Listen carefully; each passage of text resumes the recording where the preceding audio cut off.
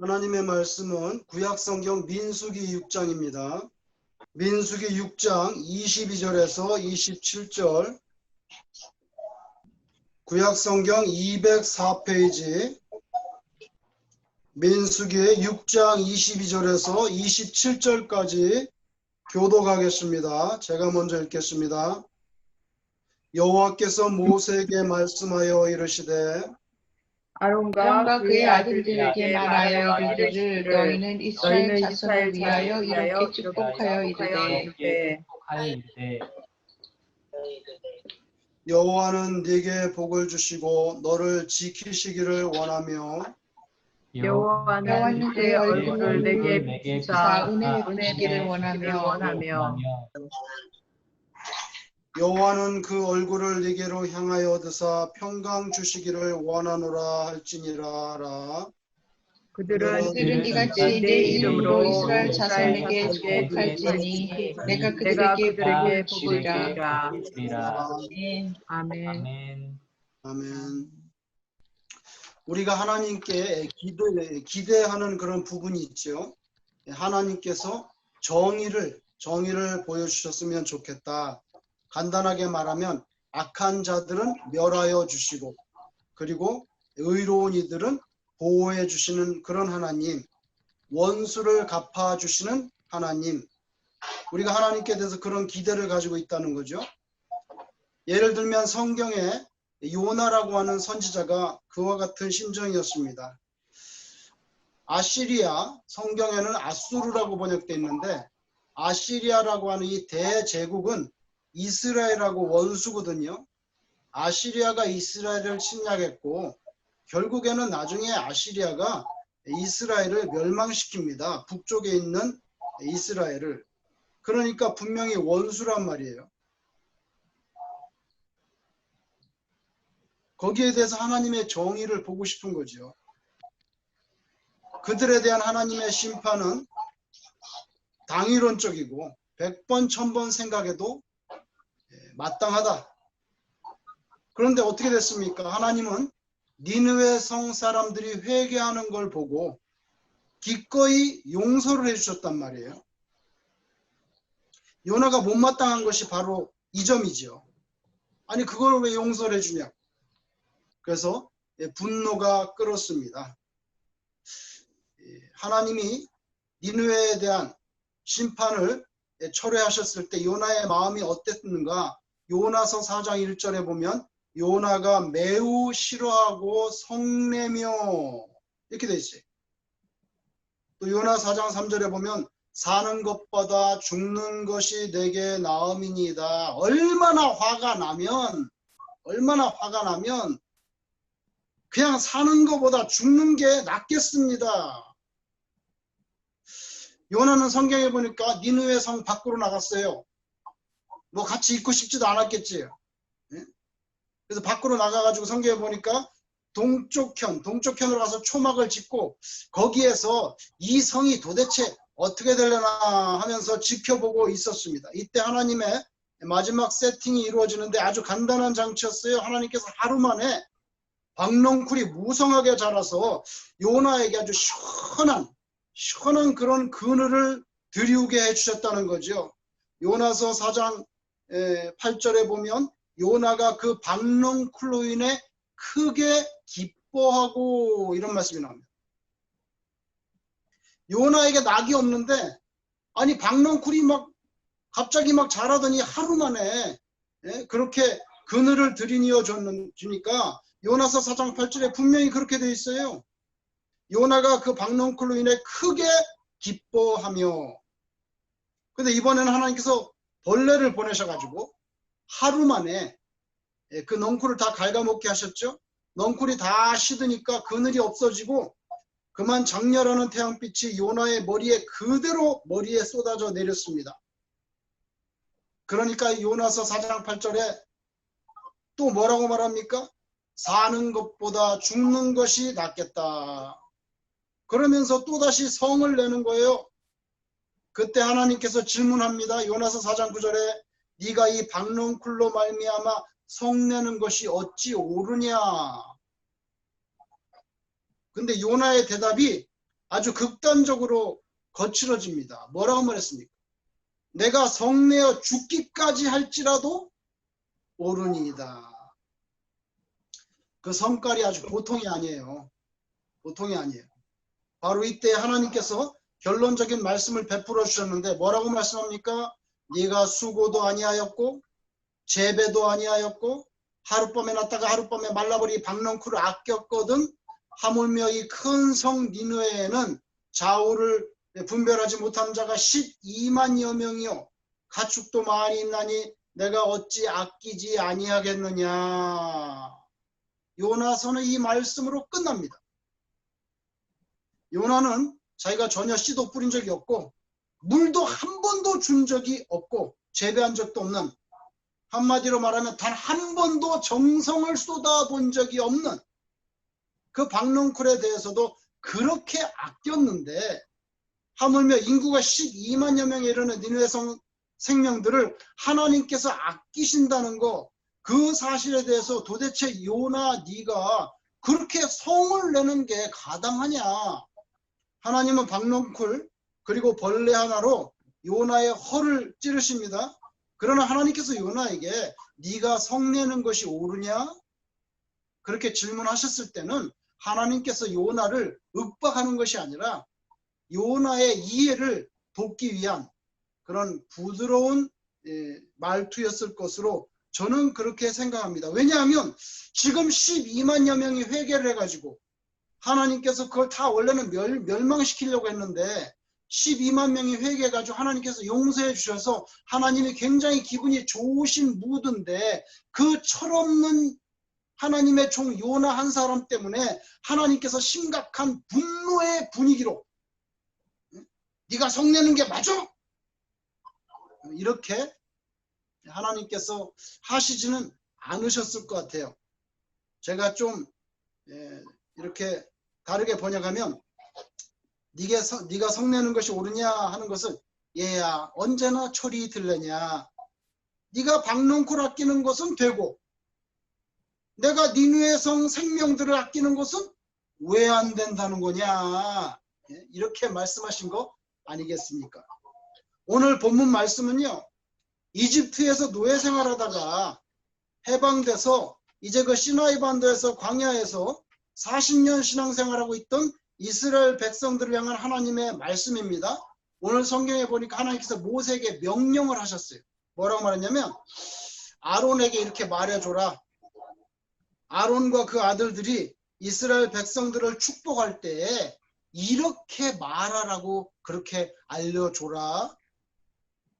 다시 말해서 그래서 오늘 말씀은 구약시대의 축도라고 그렇게 알려져 있습니다. 그 축복하는 기도의 내용을 보면 몇 가지 중요한 포인트가 있는데 여러분 복을 주시는 주체가 누구냐는 거예요. 모세가 복을 준다든지 아론이 복을 주는 것이 아닙니다. 하나님이 복을 주신다는 거예요. 여기에 아론과 그 아들들이 이스라엘을 축복할 때 이렇게 말하라고 하면서 여호와라는 말씀이 3번이나 나옵니다. 여호와께서 복을 주는 거예요. 모세나 아론이 주는 것이 아닙니다. 아론은 이스라엘의 대제사장으로서 하나님의 축복을 그냥 대변하고 있을 뿐이죠. 대변하는 거예요. 또 오늘 본문 말씀에 보면 하나님의 축복 가운데는 은혜라는 말이 등장합니다. 은혜. 여러분 마치 태양빛이 대지의 온 만물에게 내리 비치는 것하고 똑같아요. 햇볕은 차별적으로 비치지 않습니다. 악인이나 의인이나 똑같이 비춰주지요. 은혜가 뭡니까? 자기 업적과 상관없이 받게 되는 선물이잖아요. 선물이에요. 오늘 본문 26절에 보면 얼굴을 네게로 향하여 드사 이렇게 됐습니다. 이게 우리의 희망인데요. 하나님께서 얼굴을 우리에게 향하셔야지 하나님께서 등을 돌리고 떠나가시면 우리는 절망이지요. 그래서 이 말씀이 굉장히 중요한 말씀이에요. 여호와께서 하나님께서 우리에게 얼굴을 향하사 얼굴을 향해야지 등을 돌리고 떠나가면 우리는 어떻게 되겠어요? 절망이지. 이 26절의 말씀을 표준 세번역 성경에 보니까 뭐라고 번역했냐면은 하나님께서 고이 보시어 이렇게 번역했더라고요. 고이 보시어. 그게 뭡니까? 곱게 봐주신다는 거예요. 곱게 봐주신다는, 우리를 곱게 봐주신다는 거예요. 우리를 곱깝게 보지 않으신다는 거죠. 여러분, 추하고 더럽고 악하고 눈꼴 사나운 그런 모습이 왜 우리들에게 없겠습니까? 그런데도 하나님께서 우리를 곱게 봐주신다는 거예요. 세번역에서 그렇게 의역을 했어요. 원문에는 하나님이 얼굴을 우리에게 향하사 이렇게 되어 있는데 세번역에는 고이 보시어 이렇게 의역을 했더라고요. 여러분, 우리에게는 추하고 더럽고 악하고 그런 모습이 있지만 하나님께서 곱게 봐주신다는 겁니다. 그래서 결국 하나님께서 우리에게 결국 복을 주시는 내용이 뭡니까? 평강입니다. 그래서 오늘 맨 마지막 아론이 축복할 때, 아론이 축도할 때 여호와는 그 얼굴을 내게로 향하여 드사 평강 주시기를 원하노라. 이게 끝나잖아요. 저희 말씀을 준비하면서 아론이 이스라엘 백성들 앞에서 200만 명 앞에서 이렇게 손을 들고 축복할 때 했던 그 말, 그 히브리 말을 제가 한번 찾아봤어요. 그 히브리 말로 들을 때 어감이 어땠을까? 그래서 제가 아론이 이스라엘을 축복할 때 했던 그 말 그대로, 오늘 하나님께서 가르쳐 주신 그 말 그대로 제가 여기 한번 히브리 말을 적어서 왔어요. 여러분에게 한번 아론이 입에서 나왔던 그 똑같은 그 말로 제가 한번 여러분에게 축복 기도를 들려드리겠습니다. 이렇게 되어 있어요. 예 바레카 아도나이 베이시 메레하 야엘 아도나이 파나브 엘레하 비우네카 아샤 아도나이 파나브 엘레하 베아레 레아 샬롬. 이렇게 끝납니다. 그래서 맨 마지막 축복 이샤 아도나이 파나브 엘레하 베야셈 레하 샬롬. 여기 히브리 원문에 보면 하나님의 축복의 말씀 맨 마지막 단어가 샬롬으로 끝나요. 한국말로는 뭐로 끝납니까? 한국말로는 원하노라 이렇게 돼 있잖아요. 한국말로는 번역이 평강 주시기를 원하노라. 그런데 히브리 원문에는 원하노라가 아니고, 왜냐하면 히브리는 동사가 먼저 나오거든요. 동사가 먼저 나오고 목적어가 뒤에 나오니까 원하노라 샬롬을 이렇게 나오죠. 원하노라 평화를. 그래서 히브리 말로는 아샤 아도나이 파나벨레하 베아셈 레하 샬롬. 샬롬이 맨 마지막에 나옵니다. 그래서 이스라엘 백성들이 하나님이 주시는 축복을 아론을 통해서 들었을 때 맨 마지막에 샬롬 이게 끝나는 거죠. 맨 마지막에 샬롬만 남는 거예요.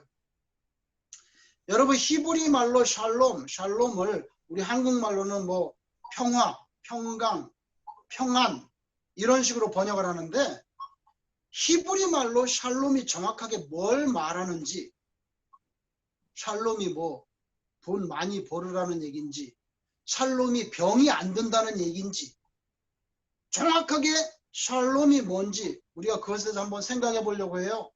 히브리 말로 샬롬이라고 하는 것은요, 정확하게 말하면, 영어로 말하면 uninjured and safe. uninjured and safe. 뭡니까? 상처를 받지 않고 안전한. 그게 정확한 샬롬의 컨셉이에요. 그러니까 하나님께서 내가 너희에게 평강 주기를 원한다 이렇게 하시면요, 너희에게 상처가 없기를 바란다. 그게 어떤 상처였든 간에, 마음의 상처든 신앙생활의 상처든, 나는 너희가 상처받아서 울면서 고통받는 거 그거 원하지 않아. 내가 너에게 샬롬을 원하노라 하는 것은 uninjured and safe. 상처받지 않고 안전한 것. 근데 이 샬롬의 개념이 신약 성경에 오면 조금 바뀝니다. 샬롬의 개념이 uninjured and safe인데 신약 성경에 오면 reconciliation. reconciliation 뭡니까? 회복이잖아요. 관계 회복. 화목하는 거. 화목하는 거. 그죠? 화목하는 거. 뭡니까? 예수 그리스도를 통한 하나님과의 화목이 회복되는 거. 우리는 죄가 있잖아요. 죄가 있어서 하나님하고 상당히 불편하단 말이에요. 불편한데 예수님의 피 때문에 우리가 하나님과의 관계가 정상적으로 회복되는 거. reconciliation. 그게 샬롬의 개념이에요. 자, 우리는 여기서 잠시 오늘 이 축복의 말씀을 선포하는 당사자 누굽니까? 선포하는 당사자 아론입니다. 아론에 대해서 잠깐 생각해 보려고 그래요. 여러분 성경의 내용을 환기하자면 출애굽기 32장에 보면 뭐가 나오냐면 금송아지 사건이 나옵니다. 모세가 하나님의 말씀을 받으려고 기도하고 시내산에 올라갔는데 40일 동안 내려오질 않았어요. 산꼭대기에는 먹을 것도 없고 마시는 물이 없다는 것을 사람들이 너무 잘 압니다. 40일 동안 내려오지 않았으니까 굶어 죽었는지 아니면 그 높은 산에 올라가다가 발을 헛디뎌서 절벽에서 떨어져 죽었는지 어떤 야생 짐승에게 잡혀 먹었는지 하여간에 안 내려오니까 이건 정상이 아니란 말이에요. 여러분 지금도 시나이반도 시내산이라고 하는 곳에 올라가 보면 거기는 정말 풀 한 폭이 없는 100% 돌산입니다. 거기는 먹을 것이 없어요. 물도 없어요. 그러니까 이스라엘 백성들이 어디에 있었습니까? 그 시내산 밑에서 진을 치고 있었잖아요. 시내산 밑에서. 그러니까 40일 동안 안 내려온다는 건 굶어 죽었거나 이건 죽은 거지 살아있지. 네? 그래서 분명히 죽었을 것이다 이렇게 생각했던 거예요. 지도자가 없어졌다고 여기니까 마음이 다급해져요. 마음에 다급해져서 그럼 우리는 어떻게 사느냐? 그러면 신을 만들어야지. 그래서 금송아지를 만든 겁니다. 왜 하필 금송아지입니까? 여러분 이집트에 우상이 얼마나 많은지 몰라요. 제가 대학교 다닐 때 그때는 인터넷도 없고 컴퓨터도 없던 시절인데 도서관에 가서 그 두꺼운 백과사전 브리테니카를 펼쳐가지고 이집트를 찾아보니까 거기에 이집트 우상들이 그림으로 사진으로 쫙 나와 있는데요. 100개도 넘어. 그런 우상들이 굉장히 많은데 그 우상 중에 대표적인 게 아피스이죠. 아피스. 소자, 소. 여러분 우리는 뭐 횟수로 따져서 만 35년. 횟수로 따지면 만 35년 일제치하에 놓였는데 저는 일제시대에 태어나지도 않았던 사람인데 저는 일본말을 그래도 몇 개 알잖아요. 이빠이 너. 일본 시대 살지도 않았어요. 그래도 일본말 들으면 알잖아요. 근데 여러분 이스라엘은 430년을 살아. 430년 동안 이집트에서 노예 생활을 했으니 우상이 얼마나 익숙했겠냐고.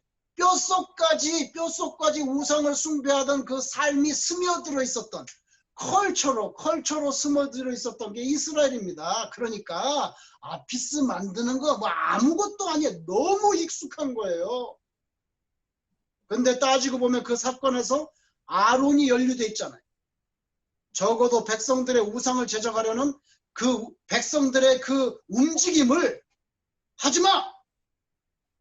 왜 그런 걸 만들려고 그래? 하나님이 우리를 인도하셨는데 왜 이제 와서 송아지를 만들려고 그래? 그런 쪽으로 이스라엘을 이끌어가지 못한 책임이 있단 말이에요. 여러분 금송아지를 만들었다는 것은 물신 숭배의 전형이죠. 여러분 맨하탄의 월가 근처에도 청동 황소상이 있었잖아요. 그거 다 관련이 있는 거거든요. 부를 상징하는 거잖아요. 부를 상징하는 거예요. 여러분 금송아지 제작 사건에 아론이 연루돼 있었다가 가까스로 복권이 됐어요. 하나님께서 그 사건에 대해서 얼마나 진노하셨는지 성경에 보면 아주 금송아지를 만들고 날뛰고 있었던 이스라엘 백성 전체를 싹 쓸어버리고 다 멸해버리고 모세에게 하는 말이 다시 시작하자. 내가 다시 시작하고 싶어. 완전히 쓸어버리고 다시 시작하자. 그렇게 진노하셨을 때 여러분 아시죠? 모세가 자기 목숨을 내걸고 간절한 중보 기도를 합니다. 하나님, 여기서 이스라엘 쓸어버리면 이집트 사람들이 뭐라고 말하겠어요? 저들이 믿는 여호와라는 신이 광야로 자기 백성들을 끌어갔더니 거기서 다 죽였대. 여러분, 모세가 하나님 그런 얘기가 나올 건데 어떻게 그렇게 하시려고 합니까? 목숨을 내걸고 기도해서 간신히 전멸당하는 걸 벗어났죠? 여러분, 그 결론이 어떻게 됐습니까? 성경에 보면 우상숭배 적극 가담자 3,000명 사형시켰습니다. 그죠? 3,000명 죽였습니다. 그런데 아론은 죽지 않았어요. 하나님이 아론을 죽이시지 않았다고. 제가 객관적으로 볼 때 아론은 하나님이 죽이셔도 괜찮은데 그 지도자로서 하는 거 보면 죽이셔도 괜찮은데 죽이지 않았어요. 살렸어요. 살려가지고 오늘 뭘 했어요? 이스라엘을 축복하게 만들죠. 이 하나님의 뜻은요, 참 알기가 어려워요. 아론이 금송아지 제작에 있어서 적극적으로 백성들에게 각을 세워서 반대하지 않았죠? 뜨뜻미지근한 반응을 보였습니다. 뭡니까? 물신 숭배, 방임죄가 있단 말이에요. 금송아지 제작에 자발적으로 적극적으로 뛰어들지 않았다고 해서 그게 죄가 없다고 할 수는 없잖아요. 오히려 적극적으로 목숨 내걸고 반대하지 않았어. 너는 왜 반대하지 않았니? 그게 더 큰 죄죠. 그런데 하나님께서 아론을 죽이지 않고 살렸어요. 아론에 대해서, 전 이스라엘에 대해서 하나님께서 분노하고 냉소하고 체념하고 그렇게 끝까지 가지 않으셨다는 거예요. 끝까지 가지 않고 어느 정도 진노하시다가 스탑했어요. 이런 하나님의 성품은 수백 년이 지난 다음에 나중에 아시리아 제국의 수도 니느웨 시민에 대한 모습에도 그대로 동일하게 나타나죠. 아까 말씀드렸던 요나와 하나님의 대화에서 명백히 드러납니다. 하나님의 심판과 사랑이라는 것은 동전의 양면과 같이 절대로 뗄 수가 없어요. 하나님이 누구를 사랑한다는 것은 하나님이 백성이 아닌 사람에 대해서는 심판한다는 뜻이에요. 하나님이 하나님의 백성이 아닌 사람을 심판한다는 것은 하나님의 백성을 구원한다는 뜻이에요. 그래서 하나님의 구원과 심판, 하나님의 저주와 사랑은요, 딱 동전의 양면처럼 붙어 있어요. 불가분. 그런데 굳이 한 번 더 말해보라고 한다면 그래도 하나님의 심판보다는 사랑이 더 크시다. 그래도 하나님의 사랑이 심판보다 훨씬 더 크다는 것을, 그런 느낌을 성경을 읽어볼 때 버릴 수가 없어요. 여러분, 이스라엘이 출애굽했습니다. 마지막 10번째 재앙은 이집트 전역에서 마지가 죽어나가는 무시무시한 피해 재앙이었죠. 그때 어떻게 했습니까? 아무 관련도 없고 죄도 없는 어린 양을 잡아가지고 피를 문설주에 막 발랐습니다. 이스라엘 백성들. 그랬더니 그 이스라엘 백성들 집에는 전혀 곡하는 소리가 들리지 않았어요. 딱 한 가지 이유, 어린 양의 피를 발랐다는 이유밖에 없어요. 그래서 우리도 예수 그리스도의 피 믿는다는 그 한 가지 이유 때문에 우리가 구원을 받고 천당 가는 거죠. 여러분, 홍해를 앞에 두고 뒤에서 변심한 바로의 군대가 추격해 올 때 도간에 들었구나. 도간에 든 생주격이 된 이스라엘 앞에서 홍해를 갈라가지고 그 바닷물이 성경에 보니까 좌우에 벽처럼 막 쌓인 상태로 그 바닷속에 난 그 맨 땅을 밟고 홍해를 건너는 상상을 초월하는 은총을 입었잖아요. 그런데 그리고 나서 얼마 되지 않아가지고, 몇 달 되지도 않아가지고 하나님을 배반하고 금송아지를 만들었단 말이에요. 예수님을 3년이나 따라다녔던 제자들도 결국 주님을 배반하고 배신했죠. 대표적으로 예를 들면 베드로는 예수님을 3번이나 모른다고 분명하게 부인했습니다. 그런데도 하나님께서는 아론을 살리셨고 그 배은망덕했던 이스라엘 백성들에게 축복까지 하라고 오늘 가르쳐 줍니다. 이렇게 말하라고까지 가르쳐 줍니다. 그럼에도 불구하고 예수님은 베드로를 영적으로 다시 살려서 다시 쓰시려고, 다시 리사이클 하려고 요한복음 21장에 보면 새벽에 갈릴리 디베랴 앞바다까지 찾아갔잖아요. 예수님께서 찾아가셨잖아요. 왜? 베드로를 살리려고. 베드로 내버려두면 일 못해요. 왜? 베드로 3번 부인한 거 사람들이 다 알고 있거든. 예수님 모른다고 3번씩 부인해놓고 뭘 그 사람이 복음을 전하겠어요. 그래서 베드로를 살려줘야 돼. 베드로를 다시 콜링을 줘야 된다고. 그것도 제자들이 있는 앞에서 공식적으로 officially 퍼블릭하게 살려야 돼. 그래서 요한복음 21장에 보면 예수님이 디베랴에 가신 거죠. 여러분, 그렇게 해서 베드로는 다시 살아났죠. 나중에 십자가에서 거꾸로 매달려서 순교할 정도로 예수님을 위해서 충성하다가 자기 사명을 완수하게 됐습니다. 여러분, 이 모든 것은 인생들에 대해 진심으로 샬롬을 원하시는 하나님의 성품 때문이에요. 성품 때문이에요. 너에게 상처가 있느냐? 내가 그 상처를 낫게 해줍니다. 여러분, 누가 상처를 받았습니까? 우리는 늘 우리가 상처를 받았다고 그렇게 생각합니다. 그렇습니까? 여러분, 상처는 누가 받았습니까? 상처는 제가 볼 때는 하나님이 받으셨습니다. 하나님이 받았어요. 10가지 재앙을 내렸고 홍해까지 갈라줬는데 금송아지 만들어? 온갖 기적을 다 보여주고 죽었던 사람을 눈앞에서 3명이나 살려줘서 믿음을 북돋아 줬는데 마지막에는 예수님을 모른다고 해. 누가 상처받았습니까? 예수님이 배신당하고 상처받았죠. 우리의 배신과 배반을 통해서 상처받으십니다.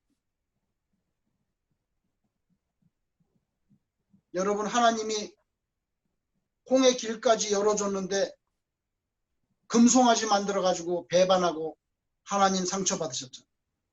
마침내 홍해 길을 열어주는 정도가 아니라 내가 곧 길이요 진리요 생명이니 그냥 아예 홍해 길 자체가 되어줬어요. 우리 예수님 피 때문에 구원받았잖아요. 예수님의 고난과 죽음의 그 길을 지근지근 밟고 우리는 천당에 가잖아요. 상처를 우리가 받는가? 상처를 우리가 받았는가?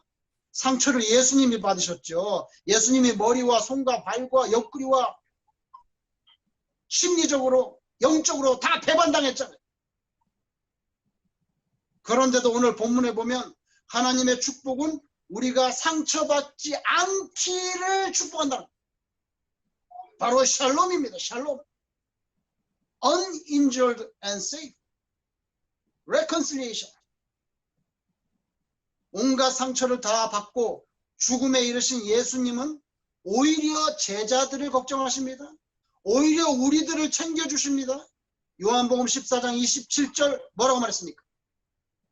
평안을 너희에게 끼치노니 평안을 너희에게 끼치노니 곧 나의 평안을 너희에게 주노라. 내가 너희에게 주는 것은 세상이 주는 것과 같지 아니하니라. 샬롬. 샬롬으로 축복해 주셨어요. 십자가 돌아가시기 전날 밤입니다. 하루 전날 밤.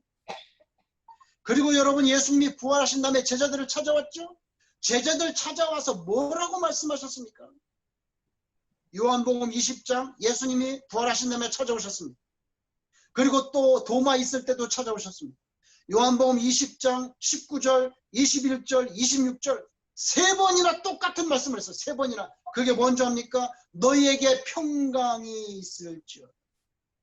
민수기 6장에서 가르쳐 주신 아론이 이스라엘 백성들을 향해 축복하시는 그 축도, 그 마지막 단어 샬롬. 그리고 부활하신 예수님의 축복의 결론도 결국에는 똑같아. 샬롬. 너희에게 평강이 있을지어다. 이스라엘 백성들로부터 제자들로부터 우리들로부터 배신, 배반을 통해서 상처를 받으신 샬롬이 다 깨어져 버린 그런 성삼일체 하나님께서 오히려 우리에게 주시는 축복의 집약적인 결론은 뭐냐면은 샬롬의 회복입니다. 이것이 바로 하나님의 넘치는 사랑 때문이죠. 그래서 요한은 이 사실을 알았기 때문에 그 마음을 주체할 수 없어서 요한 1서 4장 8절, 4장 16절 뭐라고 말했습니까? 두 번이나 말했습니다. 하나님은 사랑이시라. 그 말밖에 할 말이 없는 거예요. 요한은요. 하나님은 사랑이시라. 이 세상에 살면서 도저히 감출 수 없는 게 두 가지가 있다고 했어요. 탈무드에 보면 이 세상에 살면서 감출 수 없는 것 두 가지. 첫째는 재채기. 재채기는 감출 수 없다는 거예요. 두 번째는 사랑이라고 했어요. 이건 감출 수가 없다는 거예요. 여러분, 우리 인생에 대한 하나님의 끝없는 사랑도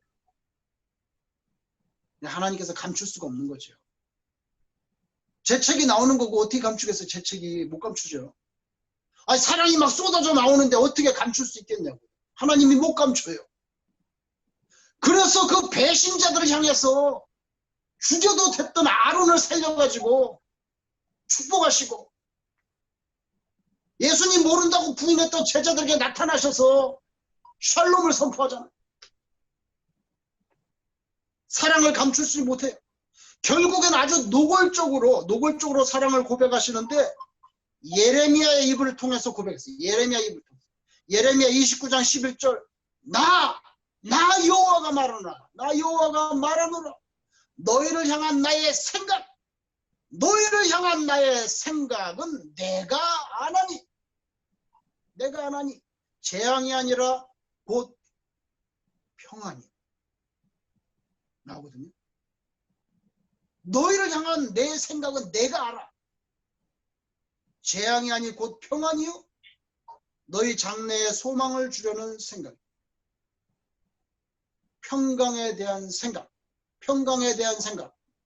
히브리 원문에 뭐라고 말하냐면 마서보트 샬롬. 마서보트가 뭐냐면 생각이란 뜻이에요. 생각. 그래서 예레미야 29장 11절에 마서보트 샬롬. 내가 너희를 향한 생각은 샬롬의 생각밖에 없다. 여러분, 하나님, 성삼일체 하나님은 구약시대나 신약시대나 지금이나 우리들에게 다가오실 때 난 너 상처받는 거 원하지 않아. 난 너 해피하게 살기를 원해. 그래서 끊임없이 샬롬을 선포해 주십니다. 우리 살렘교회 그 살렘 어디서 왔습니까? 우리 살렘교회 살렘은 예루살렘에서 왔습니다. 아시겠어요? 예루살렘에서 왔어요. 또 창세기에 보면 멜기세덱이 나오는데 살렘의 왕이라 했어요. 살렘의 왕.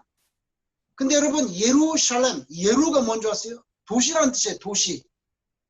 그래서 예루살렘 그러면 뭐냐? City of Peace. 평화의 도시.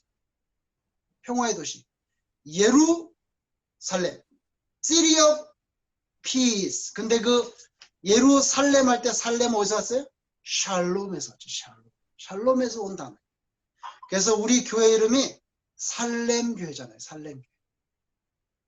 여러분께 성삼일체 하나님의 이 샬롬의 축복이 영원토록 함께 하시기를 축원합니다. 기도하겠습니다.